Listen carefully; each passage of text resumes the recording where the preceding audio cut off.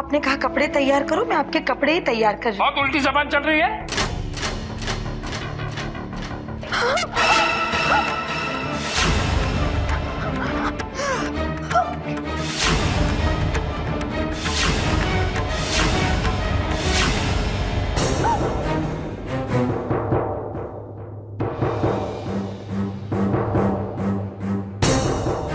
तुम्हें क्या लगा कि मैंने जो कहा वो तुमने किया, इसलिए मैं कुछ और कहने को आया हूं? रात के 12 बजे नहाकर मुझे एक पूजा करनी है, स्वामी जी ने बताया है। क्यों पानी गर्म करो मेरे लिए, भले ही ये मैंने तुमसे करने के लिए ना कहा हो, फिर भी मैं क्या सोचता हूं, मेरे दिमाग में क्या है, ये मेरी पत्नी होने के नाते बिना बोले तुम्हें समझना चाहिए कि मुझे गर्म पानी चाहिए।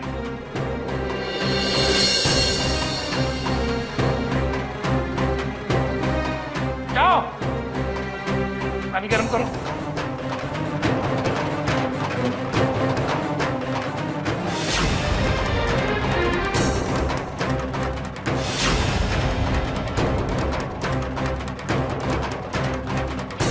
बाबा, बाबा, मैं कोशिश करूंगी अपनी बहनों से बात करने की कि बाबा का घर रोहित के नाम पर हो जाए। पर आप इस तरह के साथ? मुझे पता है, बल्कि मुझे ये विश्वास है कि तुम वो घर रोहित के नाम ही करवाओगी, वरना ये तो झलक है। जय स्वामी परमानंद की।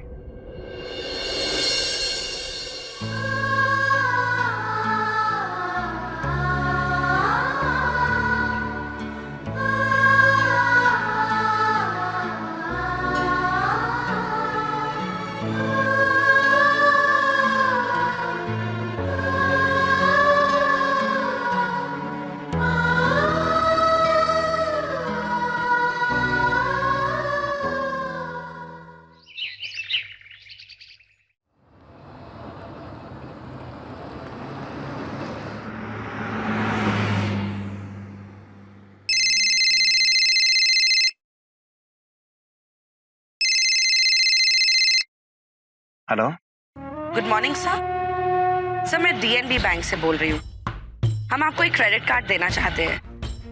Sorry ma'am, I am not interested. तो लेकिन आप मेरी बात तो सुनिए, हमारे पास बहुत अच्छा ऑफर है, इसमें हम आपको कॉम्प्लीमेंट्री। मैंने आपसे कहा ना, I am not interested. Please मुझे डिस्टर्ब मत कीजिए, मैं ड्राइव कर रहा हूँ। Okay sir, thank you sir.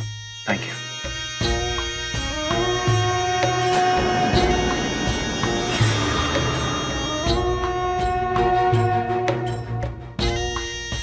तो ये है नीरज की गाड़ी। थैंक्स अंजलि। अब यहां से मेरा काम शुरू।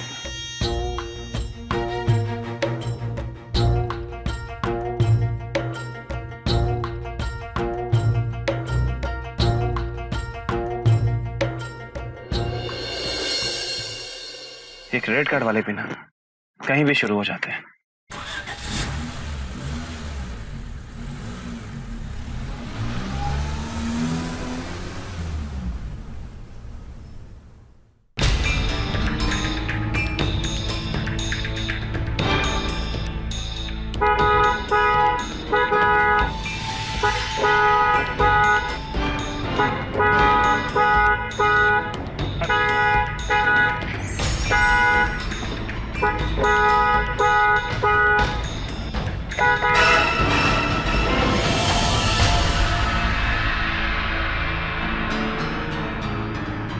क्या मुसीबत है यार,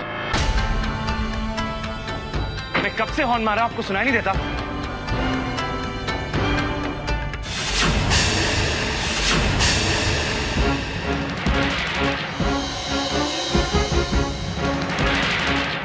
सरला चाची आप? अरे आपने अपनी गाड़ी से इनको टक्कर मार दी? ये तो बच गए, वरना गाड़ी के नीचे आ जाती। भाई साहब मैंने ये सब जानबूझ के नहीं किया, और आप चिंता मत कीजिए, मैंने जानता हूँ। ये मेरी सरला चाची है। पानी। मैं अभी पानी लाता।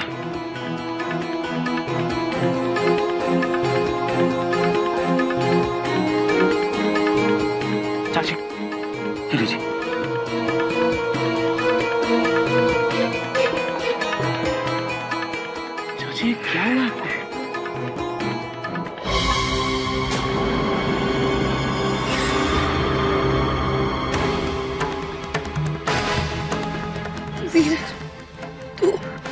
नीरज, पर आप यहाँ क्या कर रहे हैं?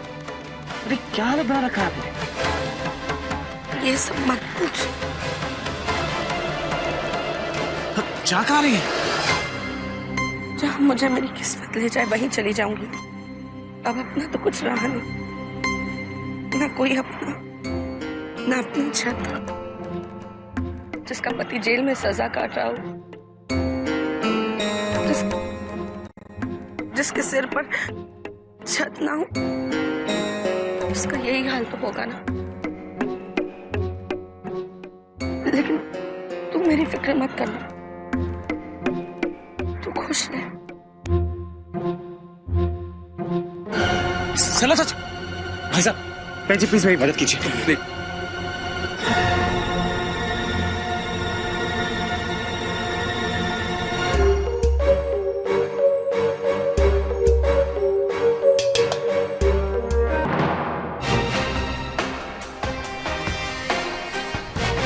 हेलो डॉक्टर, डॉक्टर मैं नीरज बोल रहा हूँ, गरोडिया परिवार से।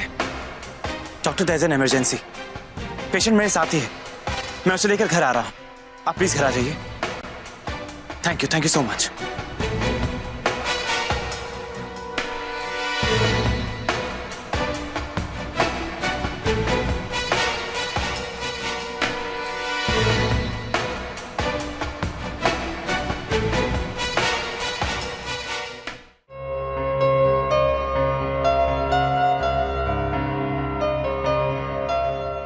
अखबार वाले भी पता नहीं क्या क्या छापते रहते हैं।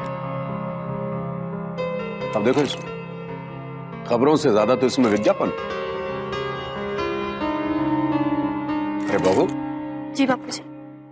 आज खाना कौन बना रहा है? वही जो आजकल रोज बनाती है। संध्या बना रही है। क्या हाल है गरोडिया साहब? अरे डॉक्टर मेहता, आप कैसे आना हुआ अचानक? देखिए, मुझे नीरज का फोन आया था, कह रहा था कोई इमरजेंसी है और आप फौरन घर आ जाइए। और उसने ये भी कहा कि मैं पेशेंट को घर लेकर आ रहा हूं।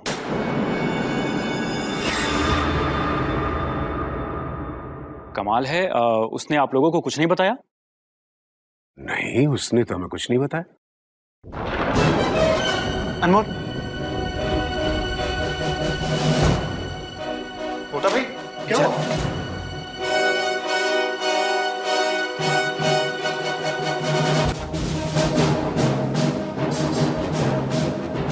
मैं पानी लेकर आता हूं। ये कौन है बेटा? ऐसा लग रहा है जैसे तुम इन्हें सड़क से उठा के लाए हो। इनकी हालत तो देखो।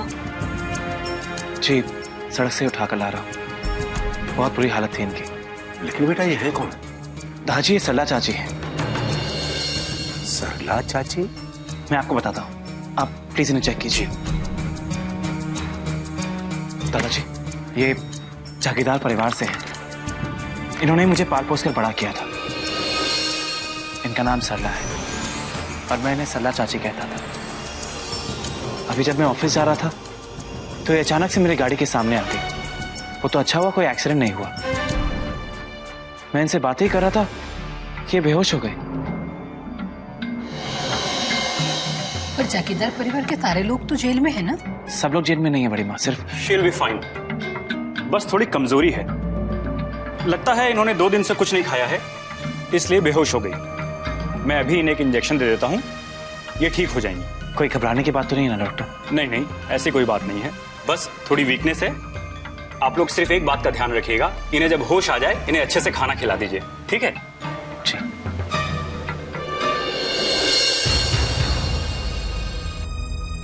नीरज, क्या हुआ? तुमने फोन किया, कहा तुम्हारे साथ कोई है? हाँ संध्या, देखो मैं अपने साथ किन्हें लेकर आया।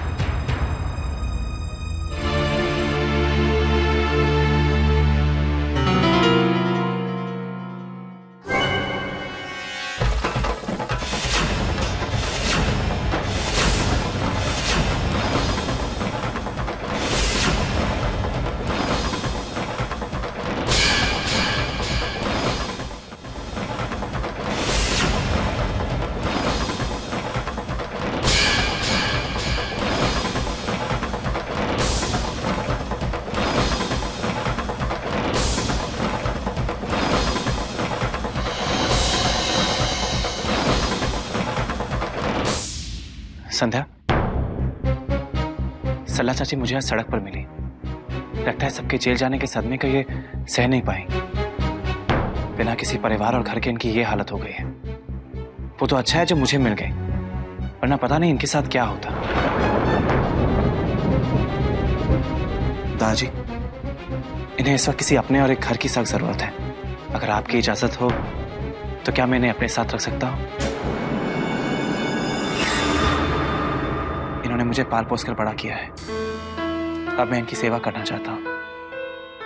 हाँ बेटा, क्यों नहीं।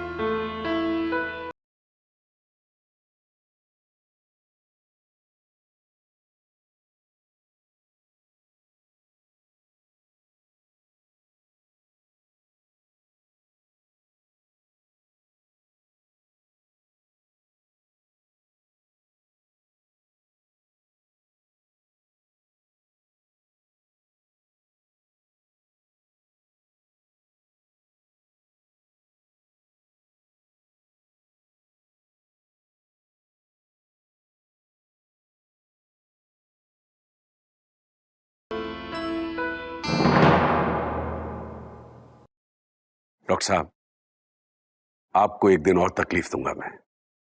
ये बिल्कुल ठीक है, इस बात की तसल्ली कर लेना चाहता हूं मैं। फिक्र मत कीजिएगा रोडिया साहब। मैंने कुछ दवाइयां लिख दी है, इन्हें फौरन मंगा लीजिए, ठीक है? जी। ये लीजिए। तो मैं इजाजत चाहूंगा गरुड़िया साहब। बेटा,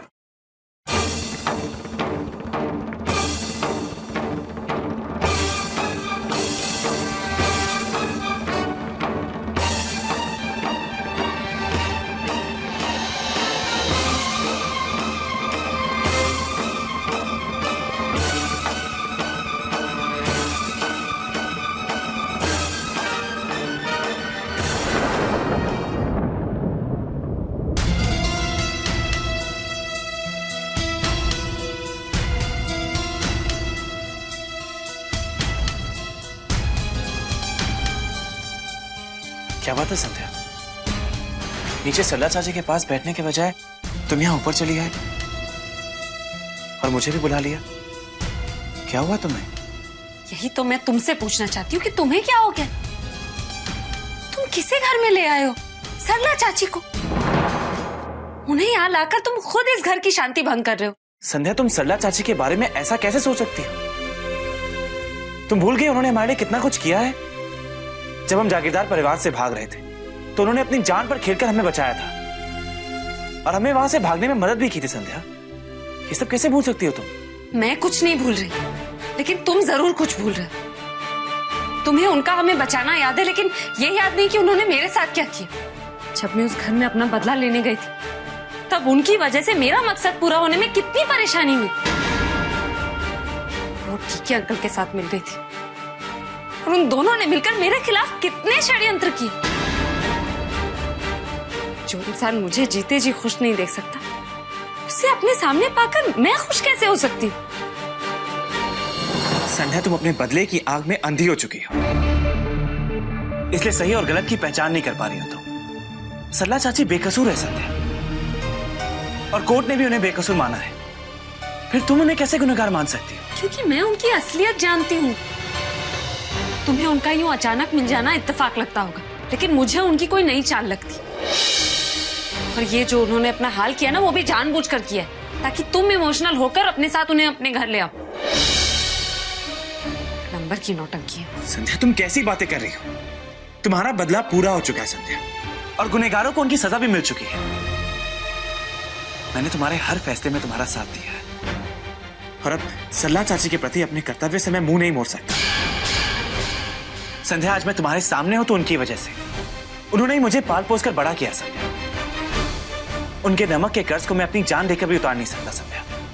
और जिस हालत में मैंने उन्हें आज देखा है ना, उस हालत में मैं उन्हें वहां छोड़कर नहीं आ सकता था, और ना ही कभी छोड़ूंगा संध्या। जहां मैं रहूंगा वहीं वो रहेगी।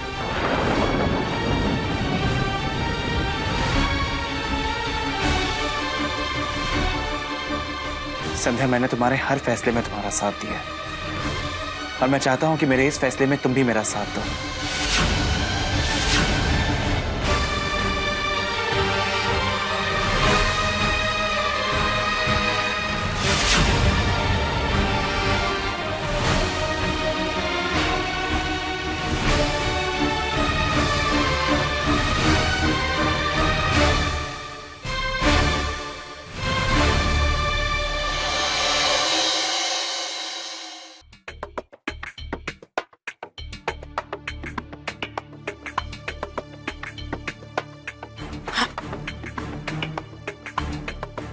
आप लोग कौन है?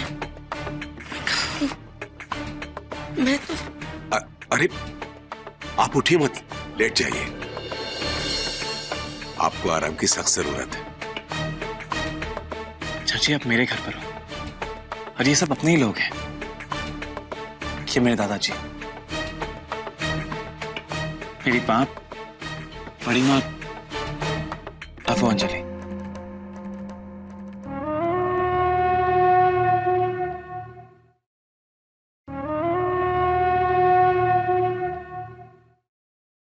तुम्हें देखकर बहुत खुशी हो रही है नीरज,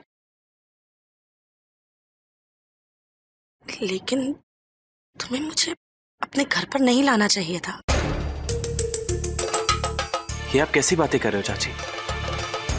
आपको सड़क पर उस हाल में देखकर मैं आपको अकेला कैसे छोड़ सकता था? आज से आप यहीं रहेंगे, मेरे साथ, मेरे परिवार के साथ। इसे आप अपना ही घर समझिए। नीरज, ये मुमकिन नहीं है। अगर मेरी किस्मत में दर दर की ठोकरें खाना लिखा है तो वो मुझे मिलने दो, और फिर एक ना एक दिन तो ये होना ही था। कहते हैं कि इंसान को अपने कर्मों की सजा इसी जन्म में भुगतनी पड़ती है। ये कैसी बातें कर रही हैं आप? जो कुछ हुआ उसमें आपका कोई कसूर नहीं था। फिर आप अपने आप को गुनहगार क्यों मान रही हैं? उस परिवार का हिस्सा तो थी जिससे संध्या के बाबा को आज मेरे पति, मेरा पूरा परिवार उस गुनाह की सजा भुगत रहा है। जे कहते हैं कि माँ बाप के कर्मों की सजा उनके बच्चों को भुगतनी पड़ती है, वैसे ही अपने परिवार के किए की सजा से मैं कैसे बच पाती? और मैं बचना भी नहीं चाहती हूँ नीरज। मैं इसी तरह सड़क पर भटकते भटकते पंकज जी का जेल से छूटने का इंतजार करूंगी, लेकिन यहाँ नहीं रहूंगी मैं। आप चाचा जी का इंतजार यहाँ पर रहकर भी तो कर सकती हैं। नीरज ठीक कह रहा है।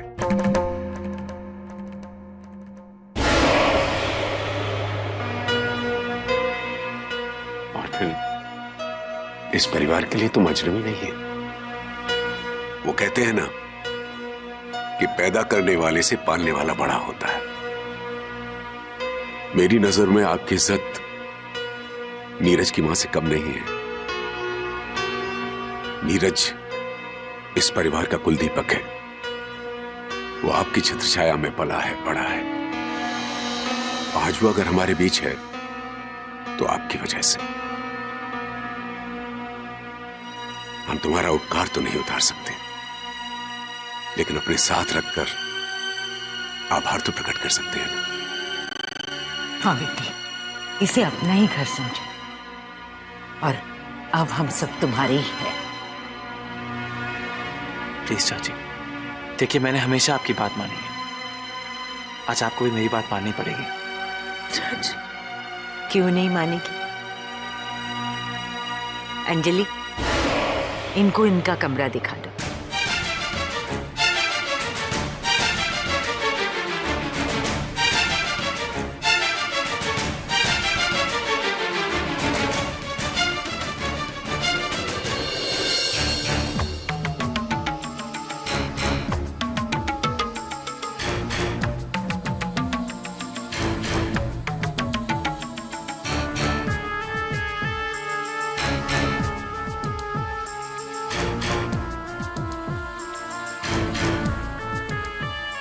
नीरज, एक मिनट, मुझे तुमसे बहुत जरूरी बात करनी।